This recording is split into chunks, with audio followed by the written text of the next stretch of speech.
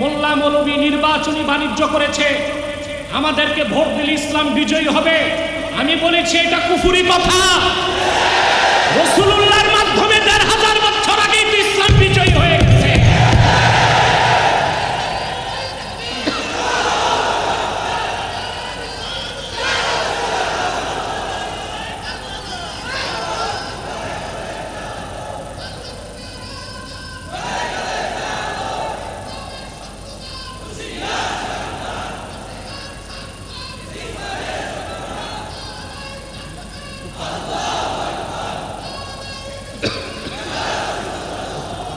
এই কথা কি আমার না আল্লাহ? কোরআন শরীফে আল্লাহ বলেছেন, হুয়াল্লাযী আরসালা রাসূলাহু বিল হুদা ওয়া দীনিল হক লিইয়ুযহিরাহু আলাদ দীনি কুল্লিহি। তিনি সেই আল্লাহ যিনি মুহাম্মদ সাল্লাল্লাহু আলাইহি ওয়াসাল্লামকে পাঠিয়েছেন মহাসত্য দ্বীন ও পরিপূর্ণ হেদায়েত সহকারে, যেন তিনি দ্বীন ইসলামকে সকল ধর্মের উপর বিজয়ী করেন। খোলাফায়ে রাশিদিন কয়জন? ৫ জন। ৪ জন না, ৫ জন। আবু বকর, ওমর, ওসমান, আলী, ইমামে হাসান, তিনিও খোলাফায়ে রাশিদিনের একজন। বৃহৎ স্বার্থে তিনি হযরত মুয়াবিয়া রাদিয়াল্লাহু তাআলা আনহুর খেলাফতকে সমর্থন দিয়েছেন। ওনার সমর্থন পাবার পরই হযরত মুয়াবিয়ার খেলাফত বৈধতা পেয়েছে। কথা বুঝতেছেন? ৬০ হিজরিতে হযরত মুয়াবিয়া ইন্তেকালের পর একচ্ছত্র নিয়ন্ত্রণ প্রতিষ্ঠা করে ফাসেক ফাজের দুষ্ট লোকদের সহযোগিতায় ৩৪ বছর বয়সে নিকৃষ্ট ইয়াজিদ খেলাফতকে দখল করার চেষ্টা করছে। শুরু হলো ইমাম হোসেনের সাথে দ্বন্দ্বের সূত্রপাত। এবার আলোচনা কোথায় শেষ হবে বুঝতে পারছেন? কথা বলেন। শুরু হয়েছে এখন শেষের দিকে। এখন ইমাম হোসেনের সাথে ওনার ইয়াজিদের দ্বন্দ্ব হলো কি নিয়ে? ইমাম হোসেন চেয়েছেন খিলাফা আলা মিনহাজিন নবুওয়াহ, খোলাফায়ে রাশিদিন যেভাবে খলিফার দায়িত্ব নিয়েছেন, যেভাবে পরিচালনা করেছেন খেলাফত, সেই আদর্শের ভিত্তিতে খেলাফা পরিচালিত হবে, মুসলিম রাষ্ট্র পরিচালিত হবে। ইয়াজিদ জোর জবরদস্তি হযরত মুয়াবিয়ার ইন্তেকালের পর পৈতৃক সূত্র হিসেবে মসনদকে দখল করছে। একদিকে ছিল খেলাফত, আরেকদিকে ছিল মুলুকিয়াত। তার দ্বন্দ্বটা ছিল রাজনৈতিক না আদর্শিক? বলেন। আজকে ইয়াজিদের দালালি করে যারা বলে ইমাম হোসেন ভুল করছিলেন, উনি বুঝেন নাই, খোদার কসম ইয়াজিদও লানতপ্রাপ্ত, ইয়াজিদের দালালরাও লানতপ্রাপ্ত।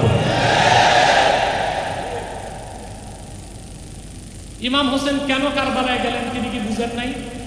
কথা বলেন। ওনার বক্তব্যটাই শোনেন। ওনাকে আব্দুল্লাহ বিন আব্বাস সহ অসংখ্য সাহাবী পরামর্শ দিলেন, আপনি কারবালা যেন না, ইরাকে যায়েন না। আপনার ভাই ইমাম হাসান তিনি যেভাবে মুয়াবিয়ার খেলাফতকে মেনে নিয়েছিলেন, আপনিও সেভাবে ইয়াজিদেরটা মেনে নেন। হযরত ইমাম হোসেন জবাব দিয়েছেন, ইন্নী লা আরজু আন ইউতিয়াল্লাহু আখি আলা নিয়্যাতিহি ফি হুব্বিহিল কাফফা। আমার ভাই হাসান মুসলিমদের বৃহৎ কল্যাণে মুয়াবিয়ার খেলাফতকে মেনে নিয়েছিলেন, হাত গুটিয়ে রেখেছিলেন, তার নিয়তের কারণে আল্লাহ তাকে পুরস্কার দিবেন। ওয়া আইয়ুতিয়ানি আলা নিয়্যাতি ফি হুব্বি জিহাদাজ জালিমিন। আর আমার নিয়ত হচ্ছে জালেমদের অপশাসন থেকে মুসলিম দুনিয়াকে রক্ষা করা। আমার নিয়তের বিনিময়ে আমাকে আল্লাহ ভিন্ন পুরস্কার দিবেন। কার কথা? ইমাম হোসেনের কথা। তিনি বলেছেন, আমি জালেমদের বিরুদ্ধে জিহাদে যাচ্ছি। এই জালেমদের হাতে উম্মাহ নিরাপদ নয়, এই জালেমদের হাতে মুসলিম বিশ্ব নিরাপদ নয়, এই জালেমদের হাতে মুসলিম জাহান নিরাপদ নয়, এই জালেমদের হাতে শরীয়ত নিরাপদ নয়। মুসলমানদের রাজনৈতিক আদর্শ কি হবে, আর কোন রাজনৈতিক ভিত্তির উপর মুসলিম স্টেট গড়ে উঠবে, এই মৌলিক আদর্শকে প্রতিষ্ঠা করতে যে ইমামে হোসেন রাদিয়াল্লাহু তাআলা আনহু কারবালার প্রান্তরে শাহাদাত বরণ করেছেন। কথাটিকে আমি একটু ব্যাখ্যা করছি। আল্লাহ তাআলা কোরআন কারীমে বলেছেন, ওয়াইদ ক্বালা রাব্বুকা লিল মালাইকা, মুহাম্মদ সাল্লাল্লাহু আলাইহি ওয়াসাল্লাম আপনি স্মরণ করুন যখন আপনার রব ফেরেশতাদের উদ্দেশ্যে বললেন, ইন্নী জাইলুন ফিল আরদি খলিফা, এই ভূপৃষ্ঠে এই জমিনে আমি আমার খলিফা বানাতে চাই। এখানে জায়েল খালেকের অর্থে আসবে। ক্বালু আতাজআলু ফিহা মান ইউফসিদু ফিহা ওয়া ইয়াসফিকু দিমা, সমবেত ফেরেশতারা তখন বলল, আতাজআলু ফিহা আই আতুরিদু আন তাখলুকা খালিকাতান, আপনি এমন নতুন সৃষ্টি আবার পৃথিবীতে করতে চান যার বংশধর পৃথিবীতে রক্তপাত করবে, ফাসাদ করবে, দাঙ্গা করবে। ওয়া নাহনু নুসাব্বিহু বিহামদিকা ওয়া নুকাদ্দিসু লাক, আমি তো সর্বদা আপনার পবিত্রতা ঘোষণা করছি এবং করব, আপনার পবিত্রতা ঘোষণা করছি এবং করব। আল্লাহ পাক বললেন, ইন্নী আ'লামু মা লা তা'লামুন, আমি যা জানি তোমরা তা জানো। ফেরেশতাদের পক্ষ থেকে আল্লাহর সামনে আর কোনো বক্তব্য ছিল না, কিন্তু ফেরেশতা কথা বলতে লাগলো। ইমাম বাগাবী উল্লেখ করেন এই আয়াতের তাফসীরে,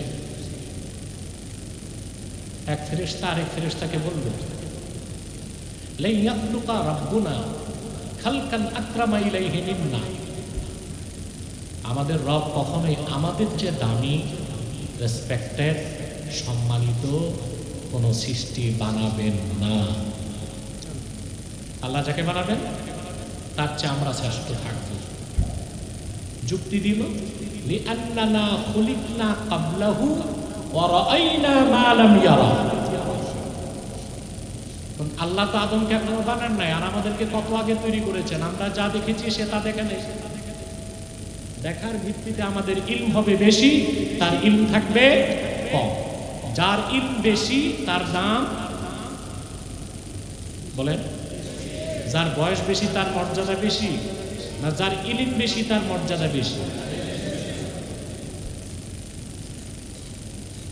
ফাঁকে একটা কথা বলে নিই,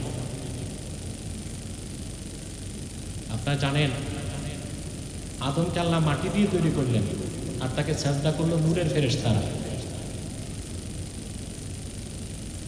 আমাদের মধ্যে কিছু বদ্ধ পাগল আছে, বলে নূরের চেয়ে মাটির দাম বেশি, সেজন্যই মাটির আদমকে নূরের ফেরেশতা কি করছে? আপনারা সমস্যারে বলেন নাউযুবিল্লাহ।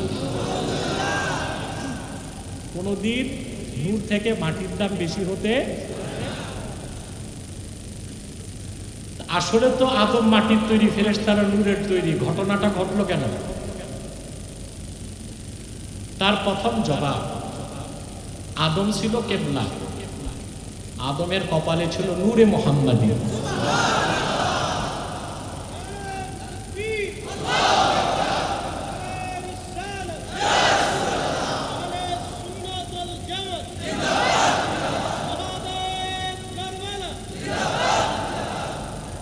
দ্বিতীয় কারণ, আদমকে আল্লাহ ইলম দান করেছিলেন, আর ইলম হচ্ছে নূর। ইলম কি? এই জন্য নূরের ফেরেশতারা নূরকে সম্মান করেছে, নিছক মাটিকে সম্মান করে নাই। আল্লাহ তাআলা আদমকে সৃষ্টি করলেন, ওয়া আল্লামা আদামাল আসমাআ কুল্লাহা, আল্লাহ তাআলা সব কিছুর নাম তাকে শিক্ষা দিলেন। অতঃপর ফেরেশতাদের সামনে তাকে উপস্থিত করলেন। আল্লাহ তাআলা ফেরেশতাদেরকে বললেন, আম্বিউনি বিআসমাই হাউলাই ইন কুনতুম সাদিকিন, তোমাদের দাবি ছিল আদম থেকে তোমরা শ্রেষ্ঠ হবা, এই দাবিতে যদি সত্যবাদী হও এই জিনিসগুলোর নাম বলো। না, ফেরেশতাদের দাবি ছিল কি কারা শ্রেষ্ঠ? আরে ভাই, পুরুষের কণ্ঠে জবাব দেন। আল্লাহ বললেন তোমাদের দাবিতে যদি তোমরা সত্যবাদী হও, মাইক অপারেটর করে নিন, আওয়াজটা একটু স্পষ্ট হবে, চিকন হবে, কোনো ইকো থাকবে না। প্রিয় বন্ধুগণ, শুনতেছেন? তোমরা যদি তোমাদের দাবিতে শ্রেষ্ঠ হও, যে তোমরাই শ্রেষ্ঠ, সত্য হও, এগুলোর নাম বলো। জিবরিল, মিকাইল, ইসরাফিল, মালাকুল মউত সহ বিলিয়ন বিলিয়ন ফেরেশতা মস্তক নত করে বলল, ক্বালু সুবহানাক লা ইলমা লানা ইল্লা মা আল্লামতানা। মাবুদ, সব পবিত্রতা তোমার, তুমি যতটুকু ইলম দিয়েছো এর বাইরে আমাদের কোনো ইলম নাই, একটারও নাম জানি না। আল্লাহ বলেন, আদম এবার তুমি বলো। জগৎ সৃষ্টির সূচনা থেকে কিয়ামত পর্যন্ত যত জিনিস আলামে আসবাবে এসেছে, আসবে, সব কিছুর নাম হযরত আদম আলাইহিস সালাম বলে দিলেন।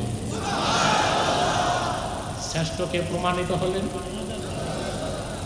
আল্লাহ বললেন, উসজুদু লি আদামা ফাসাজাদু ইল্লা ইবলিস। এবার আদমকে সাজদা করো। সবাই সাজদা করলো, শুধু করলো না ইবলিস। আল্লাহ তাআলা বেহেশতে আদম আলাইহিস সালামকে দিলেন। একাই কি তার আর ভালো লাগে না, তিনি সঙ্গী সাথী খুঁজতে লাগলেন। বেহেশত এমন এক জায়গা যেখানে মুখে বলার দরকার নেই, মনে জাগলে আশা পূরণ হয় যেখানে, ওই জায়গার নাম কি? ইবনে কাসির লেখেন, ফাআলকাল্লাহু আলাইহিন নাওম। হযরত আদমকে আল্লাহ ঘুম পাড়ায় দিলেন। আল্লাহ অপারেশন করে তার একটা অংশ নিয়ে তার স্ত্রী হাওয়াকে তৈরি করে দিলেন। প্রথম ছিলেন কয়জন? এখন হলেন। এরপর আল্লাহ তাআলা বললেন, وَقُلْنَا يَا آدَمُ اسْكُنْ أَنْتَ وَزَوْجُكَ الْجَنَّةَ وَكُلَا مِنْهَا رَغَدًا। আদম, তুমিও তোমার স্ত্রী পরমানন্দে বেহেশতে বসবাস করো। وَكُلَا مِنْهَا رَغَدًا أي واسعا। বেহেশতে যা খেতে মন চায় প্রাচুর্যের সাথে খাও। ওয়ালা তাকরাবা হাযিহি শাজারা, এই একটি বৃক্ষের কাছেও যেও না। আদম আর হাওয়াকে বেহেশতে আল্লাহ একটা আদেশ করলেন, একটা নিষেধ করলেন। এই আদেশ মানা, নিষেধ ছাড়া এর নামই ইবাদত। এর নাম কি? জোরে বলেন। আমার একটা অভ্যাস, দার্সে ছাত্রদের থেকে বারবার প্রশ্ন করি, শ্রোতাদের কাছ থেকে বারবার প্রশ্ন করি, শ্রোতাদের সাথে যেন আমার কমিউনিকেশন গেপিং না হয়। কষ্ট হয় আপনাদের? আদেশ মানা, নিষেধ ছাড়া, তার নাম কি? ইবাদত শুরু হলো কই? আদমকে আল্লাহ বানাইছেন শুধু ইবাদতের জন্য না খলিফা হিসেবে? খেলাফত কই আসবে? একটু ধৈর্য ধরতে হবে। স্বামী স্ত্রী পরমানন্দে বেহেশতে বসবাস করতে লাগলেন, আদেশ পুরা মানছেন, শয়তানের প্ররোচনায় নিষেধটা ছাড়তে পারেন নাই। আল্লাহ বলছেন, এই নিষিদ্ধ বৃক্ষের কাছেও যাবে না। আদম আলাইহিস সালামের দোষ নাই, দোষটা শয়তানের। আর কিছু দোষ ছিল তার স্ত্রীর, ঠিক কিনা? গন্ধম খাইছে, বুঝতেছেন? কখনো আমরা আদম আলাইহিস সালাম নবী ছিলেন, রাসূল ছিলেন, পাপ করছেন, গুনাহ করছেন, এটা বলার ক্ষমতা আমাদের না। আছে? আমাদের দেশে অনেক পথভ্রষ্ট আছে, ইসমতে আম্বিয়াকে বিশ্বাস করে না, নবীগণ নিষ্পাপ এটা বিশ্বাস করে না। ইমাম রাজি বলেছেন, মান আনকারা ইসমাতাল আম্বিয়া ফাকান্নামা আনকারা রিসালাতা জামিল আম্বিয়া। নবীগণ নিষ্পাপ এই কথা যে বিশ্বাস করলো না, সেজন্য 1 লক্ষের উপর নবীর রাসালত অস্বীকার করল। সেজন্য নবীগণ নিষ্পাপ এই কথা যারা বিশ্বাস করে না, তাদেরকে আমরা পথভ্রষ্ট গোমরাহ মনে করে থাকি। আদম পাপ করছেন, ভুল করছেন, আল্লাহ বলতে পারেন। কে বলতে পারেন? ওটা আমরা বলতে পারি? আমরা তো সন্তান। বাবা দোষ করলো সন্তান বলতে পারে? বাবার দোষ যে সন্তান বলে, ওটা কি ভালো সন্তান না কুলাঙ্গার? কি আমরা কুলাঙ্গার না, আমরা আদমের যোগ্য সন্তান।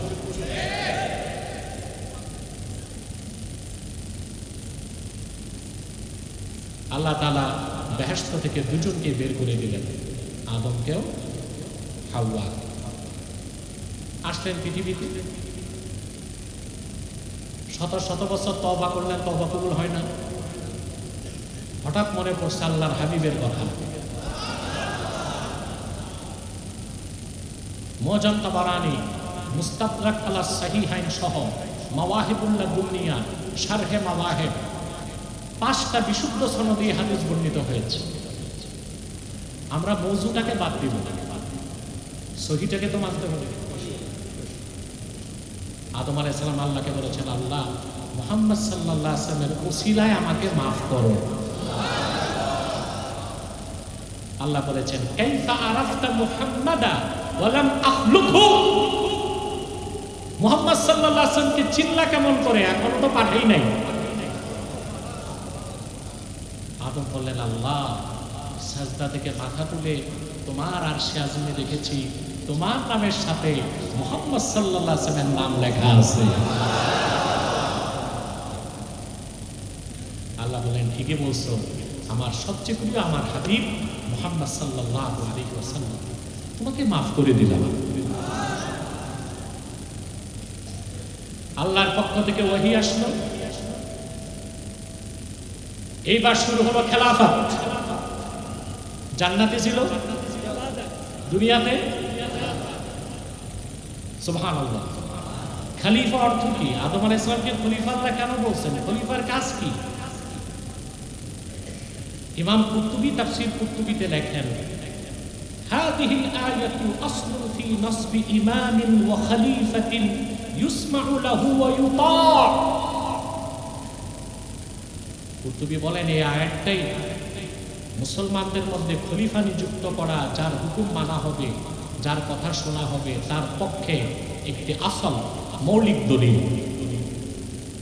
খলিফা মানে যিনি আল্লাহর বিধানকে জমিনে প্রতিষ্ঠিত করবেন, তাকে বলা হয় কি? খলিফা।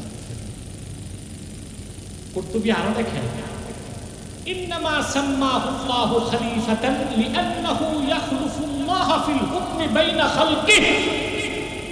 আদমকে খলিফা এই জন্য আল্লাহ বলছেন, আল্লাহর বিধান আল্লাহর সৃষ্টির মধ্যে আদম প্রতিষ্ঠিত করবে। সেজন্য তাকে আল্লাহ কি বলছেন? আপনার তো খলিফা বুঝেন না, দর্জিরে বলেন খলিফা। দর্জি কি খলিফা না টেইলার? দর্জি কি টেইলার। খলিফা হচ্ছে ইসলামী স্টেটের চিফ এক্সিকিউটিভ, তিনি খলিফা। আর আমরা দর্জির নাম দিছি। শরিয়া আদালতের বিচারপতিকে বলা হয় কাজী। আমরা আমাদের দেশে যারা বিয়ে পড়ায়, এই যে মাথায় ছাতা, বগলে খাতা, দৌড়ায়, কি বলে? এটা কি কাজী না ম্যারেজ রেজিস্টার? এর নাম দিছে কি? এটা হচ্ছে কুখ্যাত ইংরেজরা আমাদের মধ্যে অপসংস্কৃতি ঢুকায় গেছে। আমরা দর্জিকে খলিফা বলবো না, আর ম্যারেজ রেজিস্টারকে কাজী বলবো না। মনে থাকবে। সাউন্ডটা ক্লিন করো, মাইক অপারেটর পরিষ্কার করো।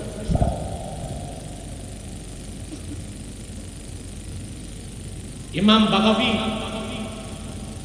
সূরা বাকারা 30 নম্বর আয়াতের ব্যাখ্যায় লিখেন, ওয়াসসাহিহু আন্নাহু খলিফাতুল্লাহি ফি আরদিহি লিইকামাতি আহকামিহি ওয়া তানফিজি ওয়াসায়াহু। আদমকে আল্লাহ খলিফা বলছেন এই জন্য তিনি পৃথিবীতে আল্লাহর বিধানকে প্রতিষ্ঠিত করবেন, আল্লাহর ওসিয়তকে প্রতিষ্ঠা করবেন, উপদেশকে। জান্নাতে শুরু হলো আদেশ মানা নিষেধ ছাড়া, তার নাম আদেশ মানানো নিষেধ ছাড়ানো, তার নাম খেলাফত। আবার বলছি, আদেশ মানানো নিষেধ ছাড়ানো, তার নাম কি? জোরে। আদম দুনিয়াতে আসতেন, শুরু হলো কি? খেলাফত। আল্লাহর আদেশকে জমিনে প্রতিষ্ঠিত করা, আল্লাহর নিষেধকে বাস্তবায়ন করা, এটাই খেলাফতের মূল লক্ষ্য এবং উদ্দেশ্য। আদম আলাইহিস সালাম তা করলেন। তারপরে পৃথিবীতে আসলেন একের পর এক পয়গম্বর। সুবহানাল্লাহ। আল্লাহর জমিনে আল্লাহর দ্বীনকে প্রতিষ্ঠিত করতে। সবার শেষে আসলেন আখিরি নবী, নবীগণের মাথার তাজ আমার নূর নবীজি মুহাম্মদ মুস্তাফা সাল্লাল্লাহু আলাইহি ওয়াসাল্লাম, যার মাধ্যমে ১৫০০ বছর আগে আল্লাহ দ্বীন ইসলামকে পরিপূর্ণ করেছেন এবং ইসলামকে বিজয়ী করে দিয়েছেন। ইসলাম কি নির্বাচনে বিজয়ী হয়?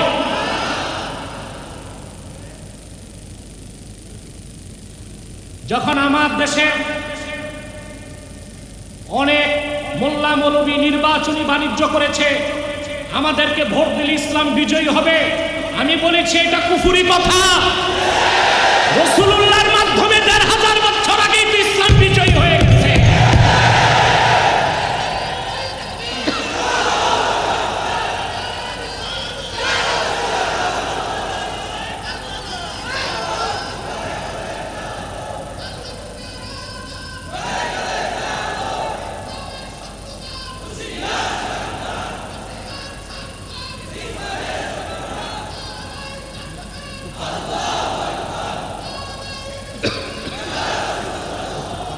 এই কথা কি আমার না আল্লাহ? কোরআন শরীফে আল্লাহ বলেছেন, হুয়াল্লাযী আরসালা রাসূলাহু বিল হুদা ওয়া দীনিল হক লিইয়ুযহিরাহু আলাদ দীনি কুল্লিহি। তিনি সেই আল্লাহ যিনি মুহাম্মদ সাল্লাল্লাহু আলাইহি ওয়াসাল্লামকে পাঠিয়েছেন মহাসত্য দ্বীন ও পরিপূর্ণ হেদায়েত সহকারে, যেন তিনি দ্বীন ইসলামকে সকল ধর্মের উপর বিজয়ী করেন। ইসলাম তো রাসূলুল্লাহর মাধ্যমে ১৫০০ বছর আগে বিজয়ী হয়ে গেছে না, আমাদের নির্বাচনের অপেক্ষা করে? এটা বলা যায় আমাদেরকে ভোট দিলে শরিয়া রাষ্ট্র হবে, আমাদেরকে ভোট দিলে মুসলমান বিজয়ী হবে। ইসলামের বিজয় আর মুসলমানের বিজয় এক কথা নয়। এটা যারা বুঝে না, ইসলামী রাজনীতি করার কোনো অধিকার তাদের থাকতে পারে না।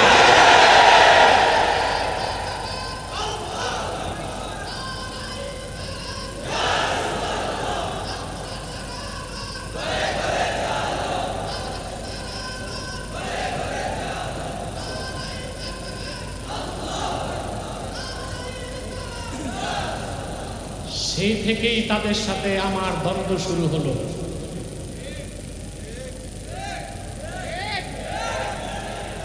আমি কোনো পরোয়া করি না। 16 বছর ফেসিবাদের বিরুদ্ধে আমি বক্তব্য রেখেছি। হামলা মামলা জুলুমকে ভয় পাইনি। এখন তো প্রশ্নই আসে না। দ্বীনের পক্ষে যা বলার তা বলবো।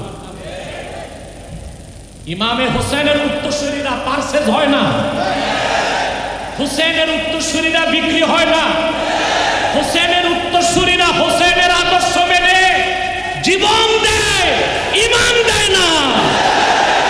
কল্লা দিতে পারে, ব্যক্তিত্ব দিতে পারে না।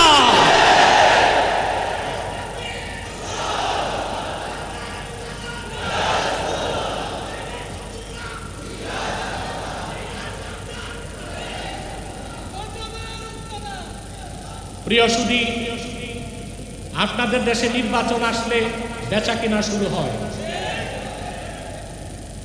আমারও কেনার চেষ্টা হয়েছে, কম দরে না, উচ্চ মূল্যে। দর খুব বেশি ছিল, ক্যাবিনেটে জায়গা পাইতাম। আমি তা প্রত্যাখ্যান করে বলেছি, আমি গণতন্ত্র বিশ্বাস করি না, খেলাফায় বিশ্বাসী। আমি হোসেনের উত্তর শুনি না, এজিদের উত্তর শুনি না।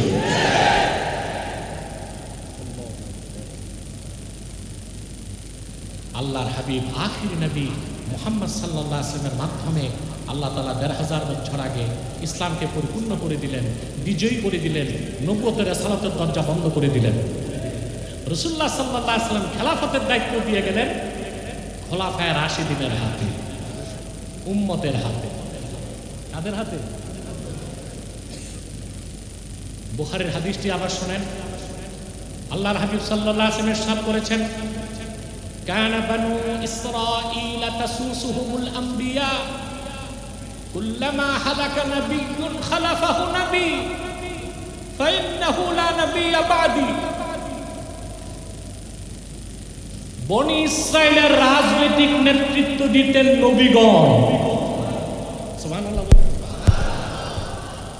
রাজনীতি মানে মুসলিমও আছে, হাদিসটি শব্দ ভিন্ন। সুবহানাল্লাহ। বনি ইসরাইলের রাজনৈতিক নেতৃত্ব দিতেন নবীগণ। কুল্লামা হালাকা নাবিয়্যুন খালাফাহু নবী। একজন নবী চলে গেলে আরেকজন নবী তার দায়িত্বে আসতেন। ফাইন্নাহু লা নাবিয়্যা বা'দি। কিন্তু আমি মুহাম্মদ সাল্লাল্লাহু আলাইহি ওয়াসাল্লাম আল্লাহ সর্বশ্রেষ্ঠ সর্বশেষ নবী ও রাসূল। আমার পরে কিয়ামত পর্যন্ত কোনো নবী নাই, রাসূল নাই। ফাসায়াকুনু খুলাফাউ ফায়াকসুরুন। তবে আমার উম্মতে প্রচুর খলিফা হবে এবং তাদের সংখ্যাও অনেক হবে। প্রথম খলিফা হলেন সিদ্দিক আকবর। বলেন সুবহানাল্লাহ। জোরে বলেন সুবহানাল্লাহ। আমার নূর নবীজি মুহাম্মদ সাল্লাল্লাহু আলাইহি সাল্লাম যখন দুনিয়া থেকে বিদায় নিয়ে রফিকে আলা আল্লাহর কাছে চলে গেলেন,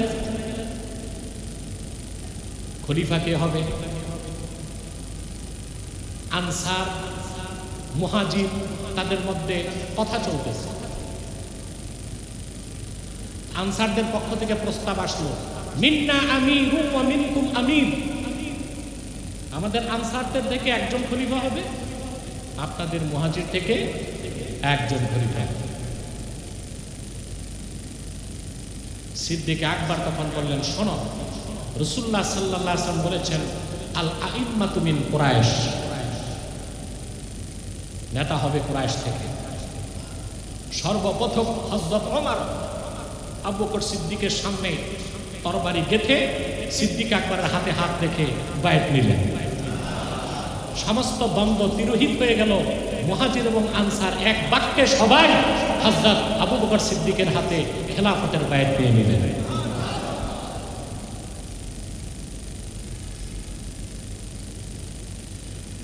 আমাদের দেশে যারা মোস্ট ডেমোক্রেট, অতিমাত্রায় গণতান্ত্রিক কিছু স্কলার আছে দেশে, সব কিছুকে ইসলামীকরণ করতে চায়। সব কিছুকে, কিছু বক্তা আছে এদের নাম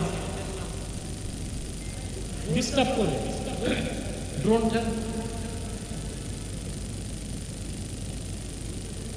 বাস, কিছু বক্তা আছে এদের নাম মোটিভেশনাল স্পিচার। এরা শিরক কুফরের বিরুদ্ধে বক্তব্য নাই, জুলুমের বিরুদ্ধে বক্তব্য নাই, বক্তব্য হচ্ছে শুধু মিঠা মিঠা কথা। সকালে এই 3টা কাজ করবেন, বিকালে এই 3 কাজ করবেন না। ক্যাপশন, এটা কি ক্যাপশন? Views million million.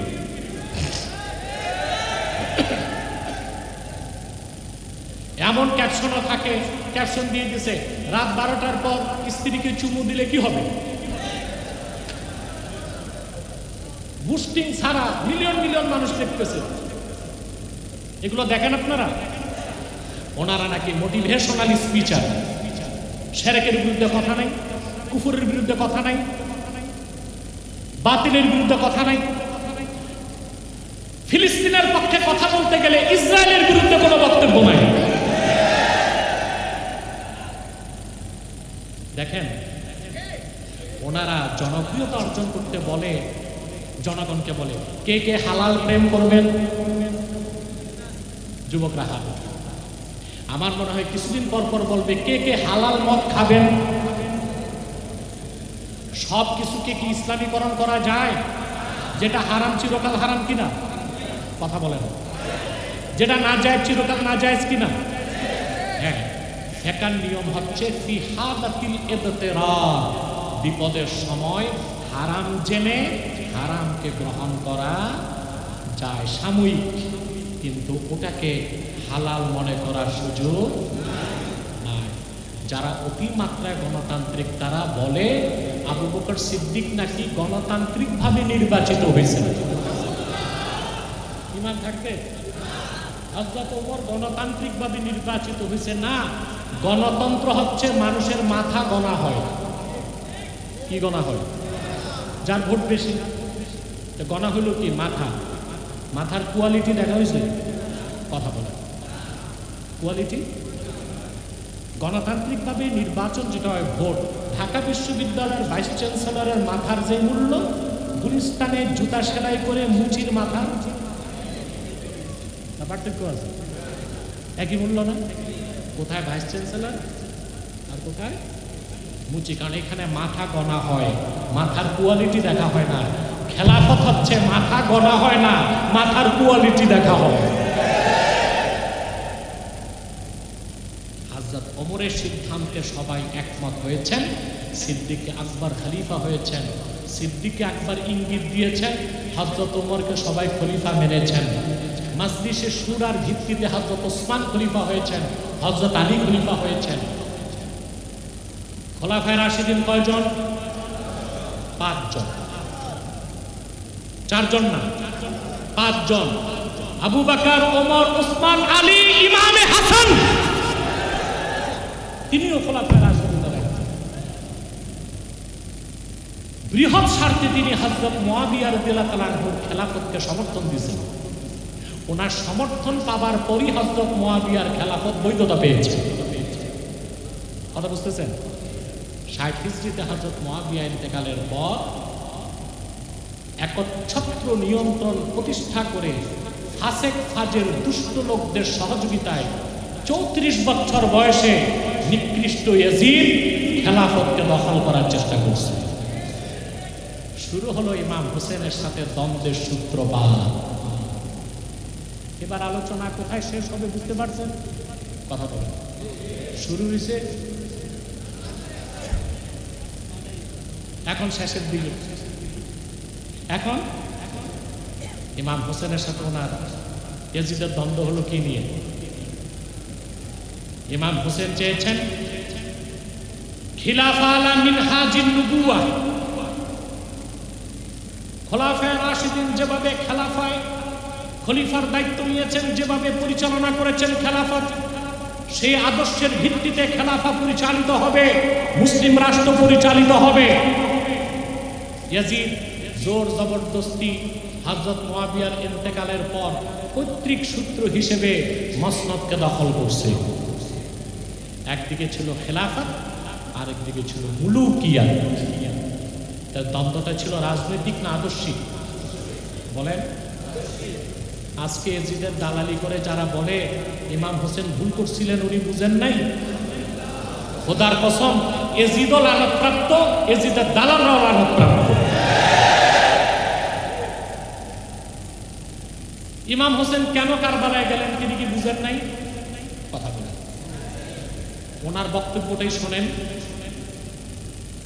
ওনাকে আব্দুল্লাহ বিন আব্বাস সহ অসংখ্য সাহাবী পরামর্শ দিলেন, আপনি কারবালা যেন না, ইরাকে যান না। আপনার ভাই ইমাম হাসান তিনি যেভাবে মুয়াবিয়ার খেলাফতকে মেনে নিয়েছিলেন, আপনিও সেভাবে ইয়াজিদেরটা মেনে নেন। হযরত ইমাম হোসেন জবাব দিয়েছেন, ইন্নী লা আরজু আন ইউতিয়াল্লাহু আখি আলা নিয়্যাতিহি ফি হুব্বিহিল কাফফা। আমার ভাই হাসান মুসলিমদের বৃহৎ কল্যাণে মুয়াবিয়ার খেলাফতকে মেনে নিয়েছিলেন, হাত গুটিয়ে রেখেছিলেন। তার নিয়তের কারণে আল্লাহ তাকে পুরস্কার দিবেন। ওয়া আইয়ুতিয়ানি আলা নিয়্যাতি ফি হুব্বি জিহাদাজ জালিমিন, আর আমার নিয়ত হচ্ছে জালেমদের অপশাসন থেকে মুসলিম দুনিয়াকে রক্ষা করা। আমার নিয়তের বিনিময়ে আমাকে আল্লাহ ভিন্ন পুরস্কার দিবেন। কার কথা? ইমাম হোসেনের কথা। তিনি বলেছেন, আমি জালেমদের বিরুদ্ধে জিহাদে যাচ্ছি। এই জালেমদের হাতে উম্মাহ নিরাপদ নয়, এই জালেমদের হাতে মুসলিম বিশ্ব নিরাপদ নয়, এই জালেমদের হাতে মুসলিম জাহান নিরাপদ নয়, এই জালেমদের হাতে শরীয়ত নিরাপদ নয়। তারপর তিনি গেলেন কারবালায়। তারপরের ঘটনায় এত শুনছেন আপনারা বাংলাদেশে, আপনাদের মুখস্থ হয়ে গেছে, কিন্তু মূল শিক্ষা যেটা হৃদয়ে লালন করতে হবে সেটা হচ্ছে ইমাম হুসেন রাদিয়াল্লাহু তাআলা আনহু কারবালার প্রান্তরে সঙ্গী সাথীদেরকে নিয়ে 61 হিজরিতে শাহাদাত বরণ করে মৌলিক যে শিক্ষা তিনি মুসলমানদেরকে দিয়ে গিয়েছেন, তার প্রথমটা হচ্ছে কাফের ও বাতিলদের সাথে কখনো আপোষ মুসলমান করতে পারে না। 2 নাম্বার হচ্ছে মুসলমানদের রাজনৈতিক আদর্শ মুলুকিয়াত জামহুরিয়াত হবে না, আদর্শ হবে খেলাফত। 3 নাম্বার, তিনি বুকের তাজা রক্ত ঢেলে কারবালার প্রান্তরে ফতোয়া লিখেছেন। ইসলামে 2টো বিধান আছে, একটা রুখসাত আর একটা আজিমাত, কিন্তু কখনো কখনো রুখসাত গ্রহণ না করে আজিমতের উপর থেকে জীবন দেওয়াটাও মুসলমানদের মৌলিক দায়িত্ব। সে আদর্শ ইমাম হোসেন রাদিয়াল্লাহু তাআলা আনহু কারবালার প্রান্তরে স্থাপন করেছেন। অতএব আমাদের যে শিক্ষা শুহাদায়ে কারবালা থেকে নিতে হবে যে আল্লাহর দ্বীনের প্রশ্নে আমাদেরকে হতে হবে আপোষহীন, আর আমরা খেলাফাকে বিশ্বাস করব। 3, ইমাম হোসেন রাদিয়াল্লাহু তাআলা আনহুর ভালোবাসা অন্তরে লালন করব, কিন্তু ইমাম হোসেনকে সর্বোচ্চ ভালোবাসার সাথে সাথে রাসূলুল্লাহর মহান সাহাবীদের প্রতিও ভালোবাসা সম্মান থাকতে হবে। পৃথিবীতে 2টা বাতিল ফেরকা, একটা খাওয়ারেজ আর একটা রাওয়াফেজ। খারিজিরা ইমাম হোসেনকে দোষ দেয়, এজিদের দালালি করে, আর রাফিজিরা ইমাম হোসেনের পক্ষ নিয়ে মুয়াবিয়া সহ জলিলুল কদর সাহাবীদেরকে গালিগালাজ করে। আমরা খারিজিও না, রাফিজিও না, আমরা আহলুস সুন্নাহ ওয়াল জামাত। তবে ইয়াজিদের ব্যাপারে কয়েকটা কথা আমাকে বলতেই হবে। আমি ব্যক্তিগতভাবে ইয়াজিদকে কাফের মনে করি।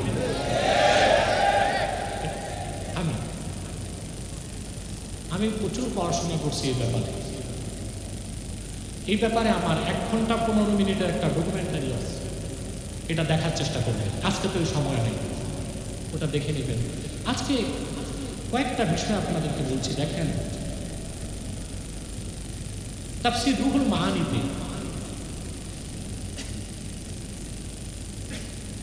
আল্লামা আলুসি রুহুল মাআনি 25তম খণ্ড 309 পৃষ্ঠায় তিনি কোরআন শরীফের একটা আয়াতের ব্যাখ্যা করতেছিলেন।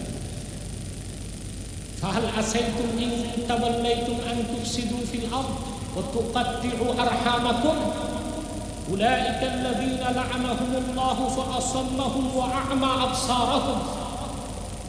এই আয়াতের তাফসীর করতে যে ইমাম আলুসি রুহুল মাআনিতে উল্লেখ করেছেন কথাটি। نقل البرزنجي في الإشاعة والهيثمي في الصواعق أن الإمام أحمد لما سأله ولده عبد الله أن لعن يزيد। আহমদ বিন হাম্বলের নাম শুনেছেন? কত বড় ইমাম, বুখারীর উস্তাদ, মাযহাবের ইমাম, সপ্তাহে 99 বার আমার আল্লাহকে দেখছেন। গোটা সৌদি আরবিয়া রাষ্ট্রীয়ভাবে হাম্বলি মাযহাবের অনুসরণ করে। আহমদ বিন হাম্বলকে ওনার ছেলে আব্দুল্লাহ একদিন জিজ্ঞেস করেছে, বাবা, ইয়াজিদকে লানত করা যাবে? কে জিজ্ঞেস করছেন? আহমদ বিন হাম্বল ওনার ছেলে জিজ্ঞেস করছেন, বাবা, ইয়াজিদকে লানত দেওয়া যাবে? আচ্ছা, আপনারা বলেন তো, মুসলমানকে লানত বর্ষণ করা যায়? কাকে লানত বর্ষণ করা হবে? বেঈমানকে। জিজ্ঞেস করছি ইয়াজিদকে লানত বর্ষণ করা যাবে? আহমদ বিন হাম্বল এক কথায় জবাব দিয়েছেন, কাইফা লা ইউলআনু মান লাআনাহুল্লাহু তাআলা ফি কিতাবিহি। আল্লাহ কোরআন শরীফে যারে লানত বর্ষণ করছেন তারে লানত দেওয়া যাবে না কোন অর্থে? আহমদ বিন হাম্বল বললেন, ফাকাল আব্দুল্লাহ قد قرأت كتاب الله عز وجل فلم أجد فيه لعن يزيد। বাবা, আমি তো কোরআন শরীফ বহুবার পড়ছি, আমার মুখস্থ আছে, ইয়াজিদকে তো কোরআন শরীফে আল্লাহ কোনো লানত দিতে পাই নাই। فقال الإمام إن الله تعالى يقول। হযরত আহমদ বিন হাম্বল তখন এই আয়াতটা পড়লেন, فهل أسيتم إن توليتم أن تفسدوا في الأرض وتقطعوا أرحامكم أولئك الذين لعنهم الله فأصمهم وأعمى أبصارهم। এই একটা পড়লেন, এই একটা আল্লাহ বলছেন সুতরাং তোমরা হেদায়েত থেকে বঞ্চিত হবার পর হয়তোবা পৃথিবীতে ফাসাদ সৃষ্টি করবে, রক্তপাত করবে, আত্মীয়তার সম্পর্ক ছিন্ন করবে। আল্লাহ বলেন তাদের উপর আল্লাহর পক্ষ থেকে লানত বর্ষিত হয়। আল্লাহ তাদেরকে বধির করে দিয়েছেন এবং অন্ধ বানিয়ে দিয়েছেন। এই আয়াতটা পড়ার পর আহমদ বিন হাম্বল বললেন, ওয়া আইয়ু ফাসাদিন ওয়া কাতিআতিন আশাদ্দু মিম্মা ফাআলাহু ইয়াজিদ। পৃথিবীতে আত্মীয়তার সম্পর্ক ছিন্ন করার ক্ষেত্রে ফাসাদ সৃষ্টি করার থেকে ইয়াজিদের চেয়ে নিকৃষ্ট আর কে আছে? আর সে সাধারণ মানুষের রক্তপাত ঘটায় নাই, রাসূলুল্লাহর কলিজার টুকরা ফাতেমার নয়নের পুত্তলি ইমাম হোসেনকে শহীদ করা হয়েছে তার নির্দেশে। উবাইদুল্লাহ বিন জিয়াদের নেতৃত্বে শুহাদায়ে কারবালাকে শহীদ করা হয়েছে। ইমাম হোসেনকে শহীদ করাকে সে সমর্থন করেছে। ইবনে আসাকির তার তারিখে বর্ণনা করছেন, বেদায়ুন নেহায়াতে ইবনে কাসির রওয়ায়াত করেছেন, আল্লামা আলুসি রুহুল মাআনিতে উল্লেখ করছেন, দামেস্কে যখন ইমাম হোসেনের মাথা মুবারক তার সামনে রাখা হলো, কোথায় বড় ঢাল আছে না, ঢালের মাঝখানে ইমাম হোসেনের নুরানি মাথা মুবারক, চারপাশে বাকি শহীদদের মাথা। কুখ্যাত ইয়াজিদ উৎফুল্ল করে বলতেছে, না আবাল গোরা। কাক তখন চিৎকার করছে, কাক সে বলল, না আবাল গোরা কুলতু কুল আওলা তাকুল قد اقتزيت من الرسول ديوني। নাউজুবিল্লাহ। সে বলল, কাক তুমি চিল্লাও বা না চিল্লাও, আমি আজকে মুহাম্মদ সাল্লাল্লাহু আলাইহি ওয়াসাল্লাম বদর যুদ্ধে কুরাইশদের 70 কাফের নেতাকে নিহত করেছিলেন, আজকে হোসেনকে হত্যা করিয়ে আমি সেই প্রতিশোধ নিলাম।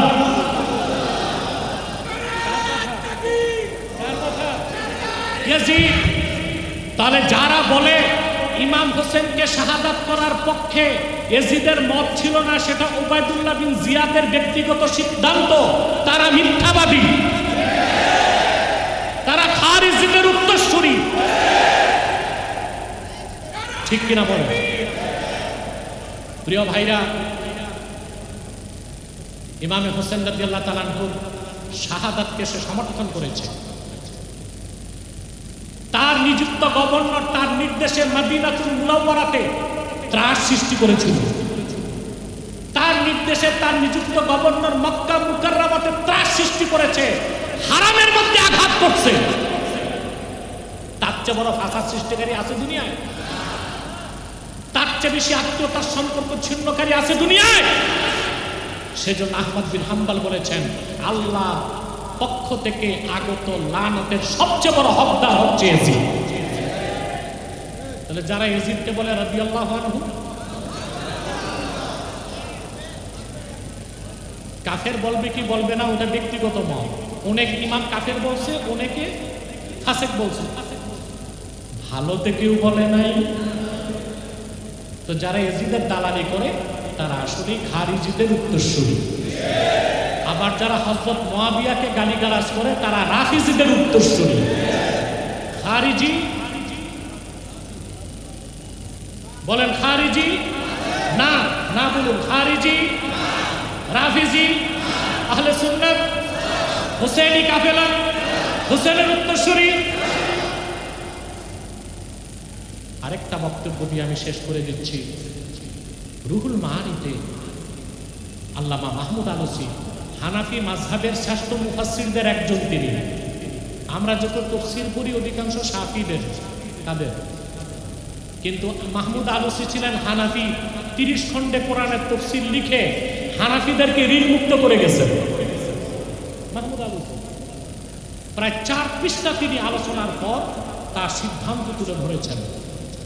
মাহমুদ আলসী রহমতুল্লাহ তাফসীর রুহুল মাআনিতে তিনি বলেন, এটা মাহমুদ আলসীর মত।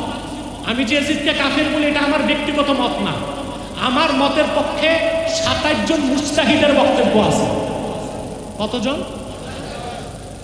মাহমুদ আলসী বলেন, ওয়া আনা আকুলু আল্লাযী ইয়াগলিবু আলা যান্নি আন্নাল খাবিসা লাম ইয়াকুন মুসাদ্দিকাম বিরিসালাতিন নবী সাল্লাল্লাহু আলাইহি ওয়াসাল্লাম। মাহমুদ আলসী বলেন, ব্যাপক তথ্য তাহকিকের পর এটাই আমার মত। আমি বিশ্বাস করি কুখ্যাত ইয়াজিদ সে মূলত আল্লাহ রাসূল সাল্লাল্লাহু আলাইহি সাল্লামের রেসালতকে বিশ্বাস করত না।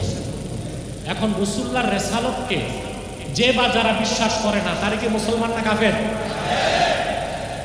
এখন আপনি হানাফি ইমামদের মত মেনে ফাসিক বলতে পারেন, আমি কাফের বলি। আমার পক্ষে 27 জন মুজতাহিদের মত আছে, ভালো বলার সুযোগ আছে। তাহলে আমরা বিষয়টা স্পষ্ট হলো কিনা? আসুন আজকের এই মজলিস থেকে আমরা শিক্ষা নিব।